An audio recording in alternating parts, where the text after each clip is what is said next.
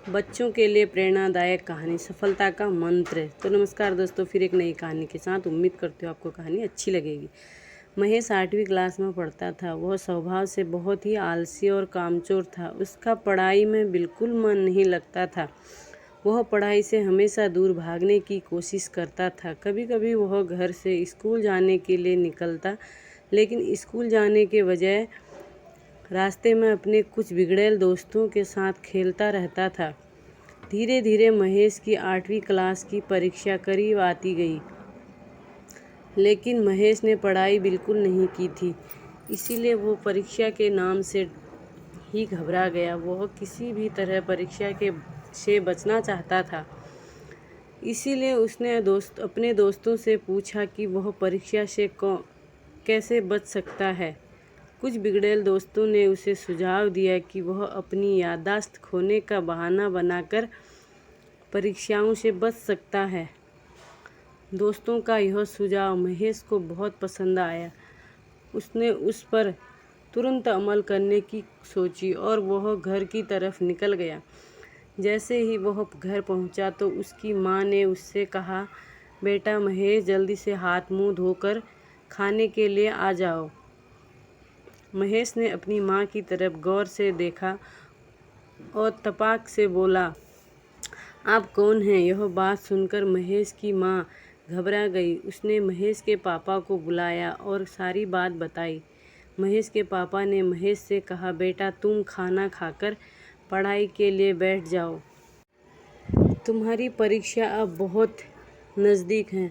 महेश फिर से अपने पापा की तरफ देखता हुआ बोला, आप दोनों लोग कौन हैं और कौन सी परीक्षा की बात आप बार बार कर रहे हैं? यह सुनकर महेश के पापा सोच में पड़ गए। उन्होंने उसके दोस्तों से पूछताछ की। दोस्तों ने बताया कि 2 दिन पहले ही महेश स्कूल की सीढ़ियों से नीचे गिर गया था, जिस वजह से उसके दिमाग में काफ़ी चोट आई है। महेश के पिता ने यह बात सुनी तो वो घबरा गए और तुरंत महेश को डॉक्टर के पास ले गए। डॉक्टर ने महेश को देखा तो उनकी समझ में बात आ गई कि महेश केवल याददाश्त खोने का नाटक कर रहा है। डॉक्टर ने बड़ी होशियारी से महेश के पापा से कहा, वाकई में बच्चे के सिर पर बहुत गंभीर चोट आई है। इसको ठीक करने के लिए महेश के सर का ऑपरेशन करना पड़ेगा। ऑपरेशन का नाम सुनते ही महेश काफ़ी डर गया और उसने अपने पापा और डॉक्टर को सारी बात सच बता दी कि उसने सिर्फ परीक्षाओं से बचने के लिए याददाश्त खोने का नाटक किया था। तब डॉक्टर ने महेश को समझाया कि अभी परीक्षाओं में थोड़ा समय बचा है और अभी भी तुम मन लगाकर मेहनत से पढ़ोगे तो अवश्य ही पास हो जाओगे। महेश ने डॉक्टर की बात मानी और पिता के साथ खुशी खुशी घर चला आया। अब महेश हर रोज़ अपने पिता के साथ बैठकर खूब मेहनत से पढ़ाई करता और परीक्षा अच्छे से देकर आता। इस तरह उसने सारे विषयों की खूब मेहनत से पढ़ाई कर परीक्षा दी।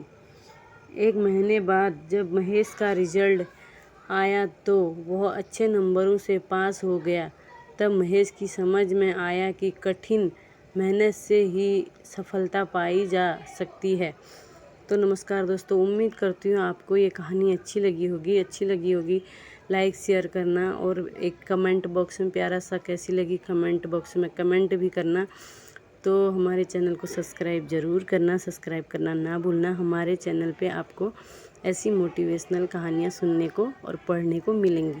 तो मिलते हैं आगे एक ऐसी स्टोरी में, ऐसी मोटिवेशनल स्टोरी में।